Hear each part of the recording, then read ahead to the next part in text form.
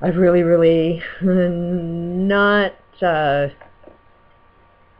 really wanting to post this video. But this is a channel that I'm trying to use as an example. Is this happening in my life, and could it be happening in your life? And right now I really need help from the universe, and I trust without doubt I'm going to attract the help I need. I really dislike asking for any help from the universe because there's people that are in worse shape than me. And that has been this, you know, when you see people aren't successful and you got this fear of success, this is what it is. Subconsciously, you know that there are people in worse shape than you, and you don't know how to ask for what it is that you need because you can't see yourself deserving of the help that you need when so many others need so much more help than you. But this is what we've got to change. This is where everybody that needs help needs to know how to ask for the help that they need. This is one of the things that I found was the biggest problem in my life is always giving to other people and never asking for what it is that I need. And it may not even come from this channel, but I'm hoping it might. Here's what's going on. I've mentioned that it was a very abusive divorce. In this divorce, my kids were programmed to definitely hate their mother because the motive was to try and get the kids out of my house so the ex didn't have to pay child support. This man did everything he could to get out of his financial responsibilities. He put all family debt in my name. He manipulated his income tax to be put in my name. He's even manipulated the court, so I've had to pay him child support for the kids that live with me. And then he's manipulated the kids to believe that I'm a dumb shit because my bank account isn't as big as his. The only reason his bank account is bigger because he's a criminal. But I have 4 really, truly amazing kids. They were extremely desperate for their father's love. So that has their attention, is to try and get their father's love. So they'll do whatever they can to gain that love. And if it means, believing in his warped sense of reality, they believe it because they want his love. And that's how the cycle of abuse goes, is that you tend to hate, the abuse, and we tend to focus on everything we hate, so our focus ends up being what we pay attention to, and when we pay attention to something, then we turn into it. If you pay attention to the good stuff, then you turn into what's good, but we tend to always focus on the negative and what we lack, and we'll do anything to get what we're lacking. And love from both parents is what kids really want. So my kids have, my youngest is doing really good, and I've got 2 boys and 2 girls. Girls tend to repeat the same pattern as their mother, and boys tend to repeat the same patterns as their father. My girls, what I see the patterns that they're doing is attracting men that treat them exactly the same way as their father treated me. Why? Because they learned that. They've seen their whole life that this is the way it is to be a father. This is the way a husband acts. So this is their comfort zone. This is what they know, and they don't have a clue of anything better. And then because of the crime and the abuse and the health problems that came with it, I'm on a disability, so my income is not exactly the highest. I can't personally go out into that working world just because of the level of stress that's involved injures my health even more. So I'm trying to be productive by sharing all of this information. I could very well be manipulating and put a motivational course together and heavy marketing and, earn my money by doing that. But I happen to think we all need this information. We all can't afford this information, so it has to be done free. So that's where I think I'm putting out into the universe something positive, but I need something back from the universe. because my other daughter that doesn't live with me, who has lived through pure hell, and I'm talking my kids, they've had ulcers, coughing up blood from this experience. You just have no idea what hell is like until you experience it. Anyways, she ended up finding a boyfriend that she moved in with to escape from family.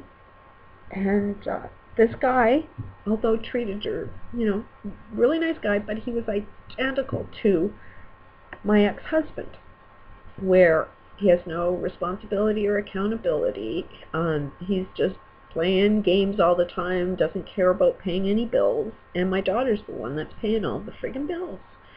And so she's learning, and she's now just left this guy, and she's not doing well. And I haven't heard from her since September, and my rule is now in trying to deal with my kids is they have to come to me. They have to phone. They have to participate. They have to.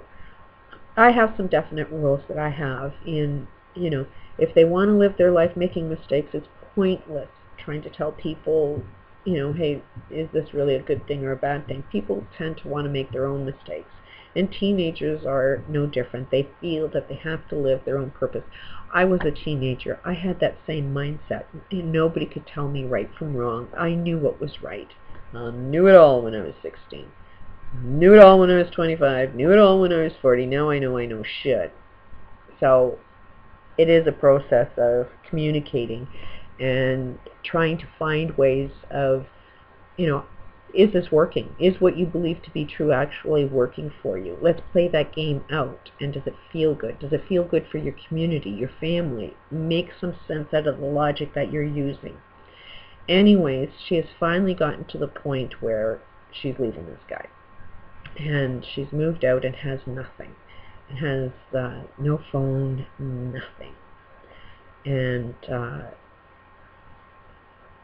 so I decided to phone her today to see how she's doing, whether she's trying to disconnect from family or not. And phoned her at work, and she's crying, and she really needs family, and she's far away from me. So I don't know what kind of help I need. One way or another, transportation is needed, either for me to go and visit her or for her to visit here. I personally think she needs to move in with me and her sister. She loves school. I think she needs to get back into school, and she needs to be able to have her childhood back where she can actually have an education and a home and food to eat while she does that.